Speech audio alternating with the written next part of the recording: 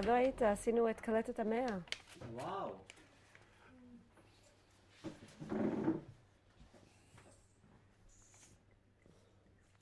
זה היה חוויה. תראה,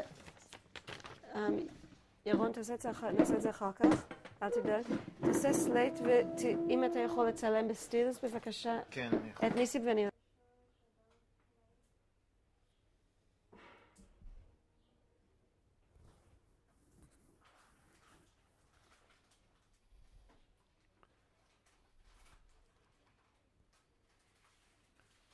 אלונה, מתי גומרים?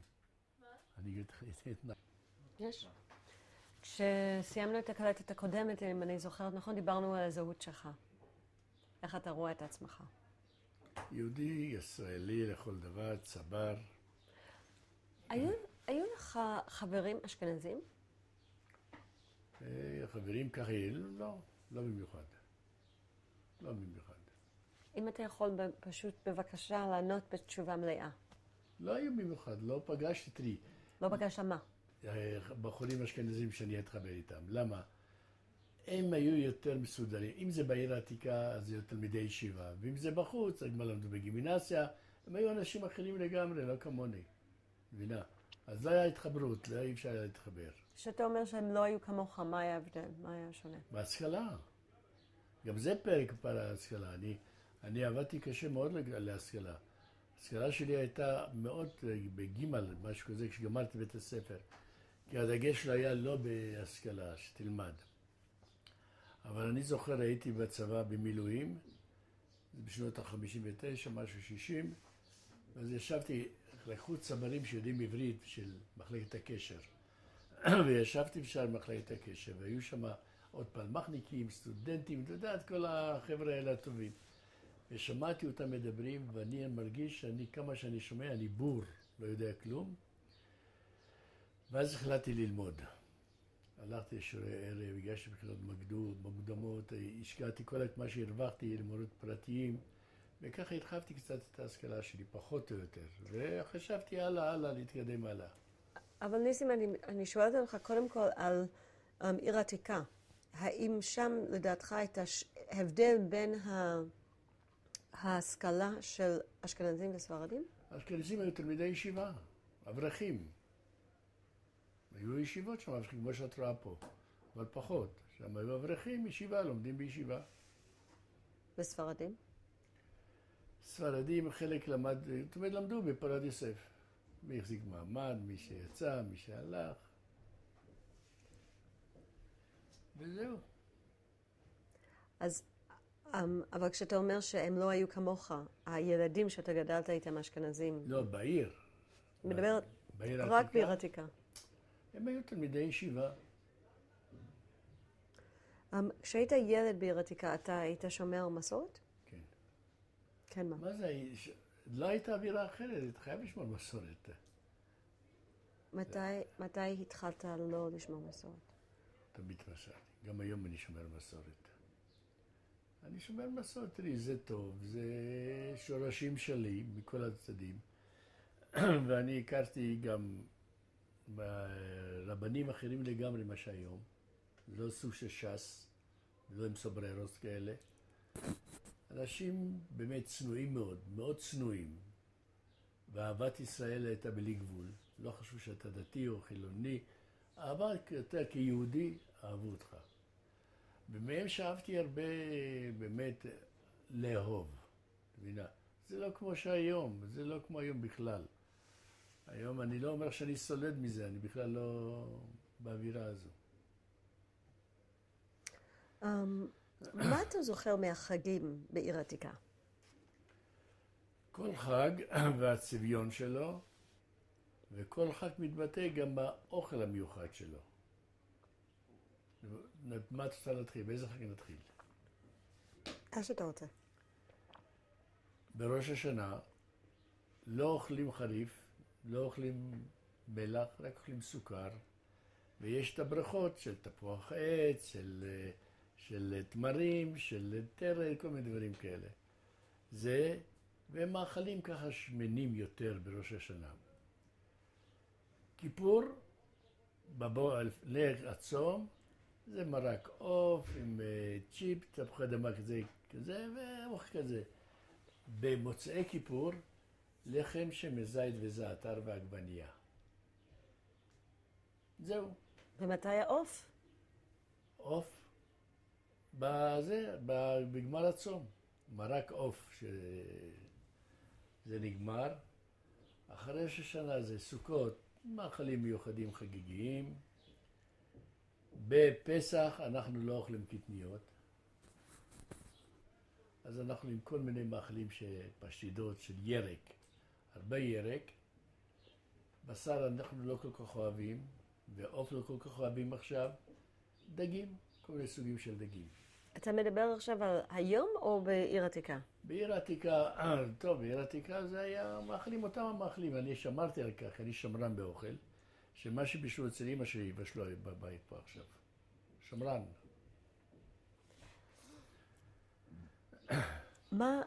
מה בחוויה אתה זוכר שאתה אהבת בחגים?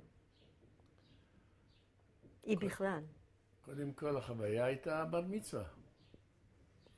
זה היה חגיגה גדולה, גדולה.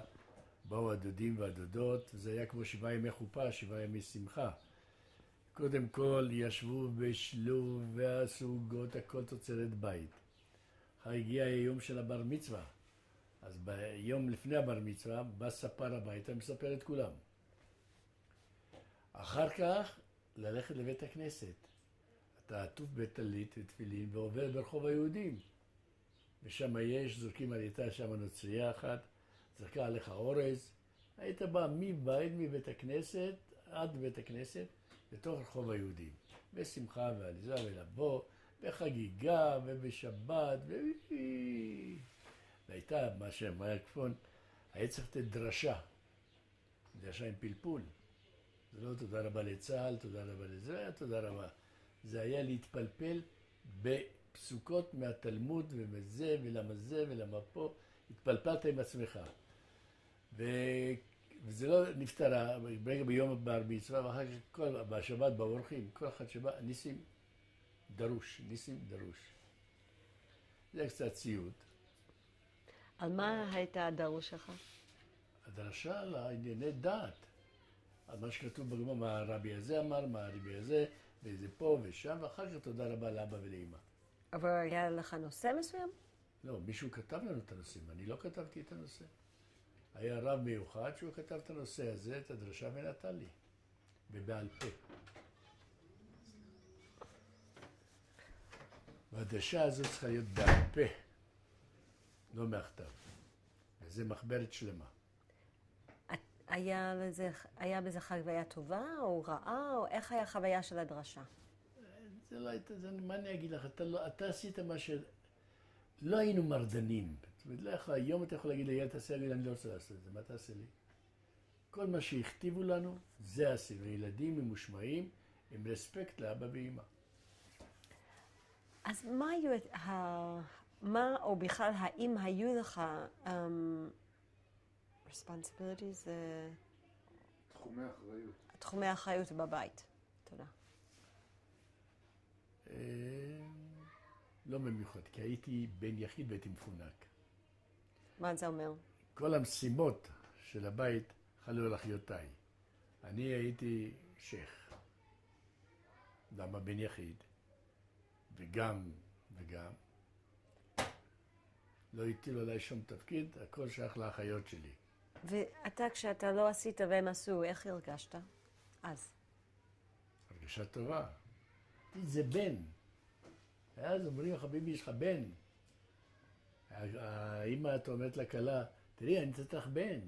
זה לא צחוק, זה בן.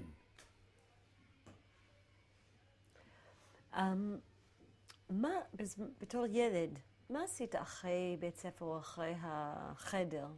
ישבת בבית. או שהלכת לחקורות האלה. זה מה שעשית. לא היה גם מועדונים. היו גם מועדונים, משחקים, וזה הלכת למועדון. באיזה גיל היו מועדונים? מגיל 10, 11, 12. ומה? משחקים ותנועות ופה. ואחר כך היה בתקופת היו באים מדריכים מהקיבוצים, ואת הפעולות היינו עושים על החומה.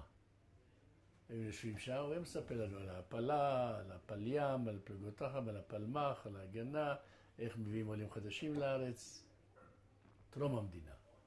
עם האוניות, חנה סנש, כל אתם יודעים קצת. איך זה היה בשבילך לשמוע את כל הסיפורים?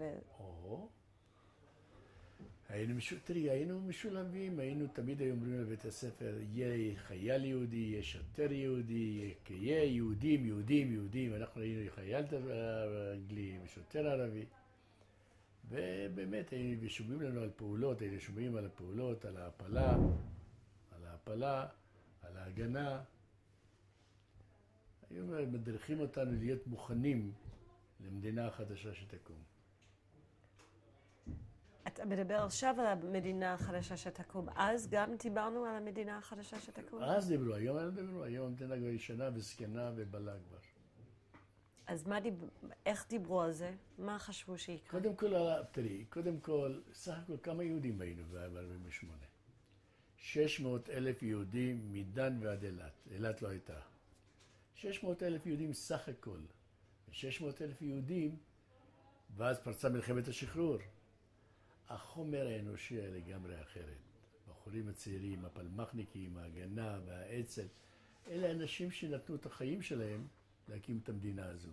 היום אין דבר כזה, אתה יודע, כל זה, אבל פעם היה מדריך שבא, אני זוכר, היה לנו מדריך מגינוסר. קודם כל, הדמות שלהם הם היו שרירים, חזקים, קיבוצניקים, את יודעת, וסיפרו לנו על ההפלה, ופעם סיפרו לנו על חנה סנש, על הצניחה של האנצוסירני וכל אלה שצרכו בקווי האויב, והלעיטו אותנו בציונות. הלעיטו אותנו, לא אחד לא חשב לא להיות לו ציוני. ומה אתה חשבת אז? מה זה? היינו משוגעים, מה זה חשבנו? מה זה? מדינה משלנו? באיזה, אתה יודע, שמעת על כל הבחורים, מי שנתלה, מי שנתפס, כל ההיסטוריה של טרום המדינה ואחרי המדינה, ותליות והרוגי מלכות וכו' וכו'. תראה, היית גאה, תראה, היינו אומרים שאנחנו דור אחרון לשעבוד וראשון לגאולה. באמת, היינו כולם אמורים, כמו, מה זה, גיבורים, איזה חיילים, איזה צבא, איזה מסירות. זהו. האם אתה חשבת שיהיה מדינה? מה זה, אנחנו קיווינו כל החיים, 2000 שנה אנחנו מקימים מדינה. כל עוד בלבב, כל שני וחמישי, אפילו בכדורגל שהם כל עוד בלבב. אבל אני שואלת אותך, ילד בן 10, 13. אתה מתפלל. ותחזינה עינינו בשובך לציון, ושנה הבאה בירושלים. כל התפילות שלנו זה כמיהה לעצמאות. זה לא פלא שכשבאה המדינה השתוללנו ברחובות פה. אבל אני שואלת אותך משהו אחר. ילד בן 13, עוד אין מדינה. חשבת שזה יקרה? בטח, היינו מעורבים, לא מגיל 10, מגיל 10. בפעולות עם הצופים, עם הנוער העובד, עם השומר הצעיר, עם כל הפעולות של תנועות הנוער שהיו בארץ. ידעת, הלעיטו אותך ציונות. מדינה משלנו, מי חשב במדינה משלך? ואז היה בעיה עם ניצולי השואה, ואז שמענו על השואה שהייתה. וזה היה טראומה, בכל אופן, 6 מיליון יהודים לרצוח ילדים וזה. זו הייתה טראומה. הצטערנו מאוד. ואז כעסנו על הצבא הבריטי, על הספר הלבן, שמעת עליו. מה זה היה? זה היה הגבלה לא לתת העולים לארץ ישראל. לא זה, הייתה מלחמת קודש, דבר מאוד מעניין, מאוד מעניין, מאוד מעניין. עכשיו, כשאתה דיברת על השואה, מה אתם ידעתם ואיך ידעתם על זה פה בארץ? תראי, ידענו קודם כל שהיה הוראה לחסות את השמשות ולכבות את האורות. אחר כך, על השואה עצמה, על ההריגות לא ידענו כלום. רק מה שאני זוכר, דבר אחד בילדותי, כשהודיעו שהגרמנים הגיעו לאל-עלמין. אתה יודעת, וזה אל-עלמין במצרים. ואז מה עושים יהודים? צריכים להתפלל. על המין גרמנים עד ישראל, זה עניין של יומיים שלוש, והם בתוך תל אביב, בתוך זה. ואז אני זוכר את זה, הלכנו, כשעוד למדתי בישיבה, הלכנו לקבר רחל. בקבר רחל, לא כמו עכשיו שהיא נראית, ולא היו שיכונים. מרחק היית רואה עצי זית בקבר רחל, והתפללנו ובאנו אחר כך לבית הכנסת, באנו בזכאי, בבכיות וצעקות וזה. אחת שמענו היו שם שני, היה גנרל רומל הגרמני, ופילד מרשל מונטגומרי האנגלי. ואז משם התחילה התבוסה, אבל אחר כך כשבאו, הדבר היה, אני זוכר, כמו את היהודי הזה, שבא ואמר, אין אלוהים, אין. וזה בשביל התושבים בעיר העתיקה, איך הוא מעיז? אבל חלק הבין אותו, חלק לא הבין אותו, אחרי שהם עברו שואה איומה. האם אתה זוכר איך קיבלו את העולים החדשים בעיר העתיקה? לא היו עולים חדשים בעיר העתיקה. לא קיבלו. לא היו. בעיר העתיקה יבואו עולים. זה מפח אל הפחד. שמה? הם לקחו אותם ביותר על בכי הרבה בקיבוצים. קיבוצים קלטו אותם.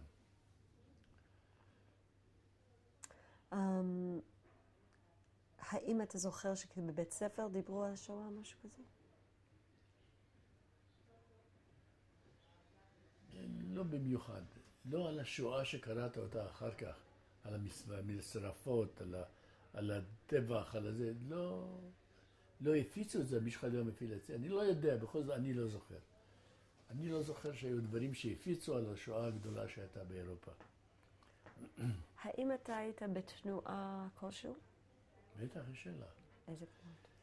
הייתי בנוער עובד, כי שם היה נוער עובד, היו המדריכים מהקיבוצים, אלו גברים לא כמו שיש היום, אני לא מקנא בדור הצעיר הזה של הבחורות, כולם ככה נמושות, וגברים היו גברים, אתה יודע, גבוהים, שרירים, לא כמו בדוזות, אתה רואה אותם אחר מקרחות.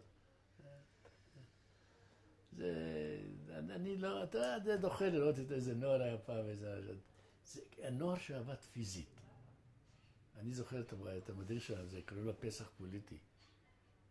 הוא היה דמות, אחר כך הלכתי לקיבוץ. שמע, אתה רואה את כל החבר'ה האלה של ה-101, אם שמעת על ה-101, גברים. ואני אומר לבת שלי, יש לי בת, בת אני מרחם עליכם, אלה גברים אלה גברים אלה.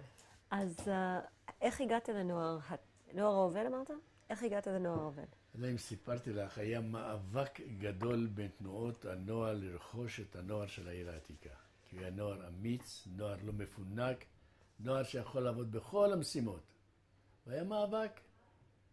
ואנחנו, היות שהיה לנו יותר נטייה להגנה, והגנה זה הנוער העובד, שומר צעיר לא העז להיכנס לעיר העתיקה. למה? בגלל השקפות הדתיות שלו, שומר הצעיר. אבל מהאצ"ל, ברית חשמונאים, אצ"ל, צופים, גם כן היו, אבל היו כולם עשו מאבק לרכוש את הנוער. איך התנהל המאבק הזאת שאתה מדבר עליו? היה ברמת רחל, הייתה חוות הלימוד שמה. זה משק. יוצאים לעבודה, לקיבוצים, לפה ושם. איך קוראים לזה? מחנות עבודה. ומחנות עבודה וריקודים, ואת יודעת, ופה ושם. לבית"רים לא היה בקיבוצים, לא היה מחנות עבודה. אנחנו התאהבנו משם מחנות עבודה, עברת בלול, עברת בכרם, עברת פה, עברת שם. חגיגות, ריקודים בערב, בחורות צעירות, וכו'. מה ההורים שלך חשבו על כך שאתה היית בנוער העובד? ההורים לא חשבו. הם היו טרודים ועסוקים בבעיות היומיומיות שלהם. ומה אכפת לו אם אתה בנוער עובד, אם אתה... הוא לא הרגיזו חשיבות הדבר הזה. כי פער הדורות היה גדול, ההשקפות של ההורים שלי היה כמו מזרח ומערב. הם היו אחרת, הם היו טיפוסים אחרים, ואנחנו מהנוער, מהתנועות הנוער, התקדמנו וכו' וכו'. כשאתה אומר היינו אחרים, למה אתה מתכוון? היינו כבר יותר לומדים על הנוף הארץ, היו מספרים לנו על הנוף, על הכלניות, על הרקפות, אנחנו לא ידענו, חוץ ממה שנתתי לך במתנה, הרודה זה. חוץ מרודה לא ידענו אחרים, אבל אחר כך לא ידענו שמות של פרחים אפילו. כלניות, רקפות וזה, ואחר כך היו גם זמרות, והייתה דמר ראשונה, אסתר גמליאלית, והיו תקופות יפות מאוד היו, באמת יפות מאוד. אתה אמרת קודם כשהלכנו שהיית בהגנה. איך גייסו אותך להגנה? זה לא היה גיוס כמו שאתה הולך בישראל לצבא. ידענו שיש מדריך נחמד והולכים אליו. זה כבר היה בזמן המצור בעיר העתיקה. שכבר אי אפשר לצאת ולהיכנס לשם. אז הדריכו את הנוער בהתעמלויות, בריצות, בכל מיני דברים. היה יותר נוער עובד מאשר תנועות אחרות. אתה דיברת על המחלות שהיו בעיר העתיקה. חוץ ממה שכבר סיפרת לנו, האם יש עוד דברים שרצית להוסיף על הבריאות, מערכת הבריאות, שאתה זוכר אותו? מערכת הבריאות הייתה קשה מאוד. באמת קשה מאוד. בגלל התנאים הסניטריים. זה לא בגלל זה תנאים, אתה יודע במה היית שוטף את הכלים, במה היית מתרחץ, במה היית זה, במה היית... כל הדברים האלה, זה פגע קצת בבריאות. אבל מצד אחד זה פגע, מצד אחד זה חישל. ככה, זה...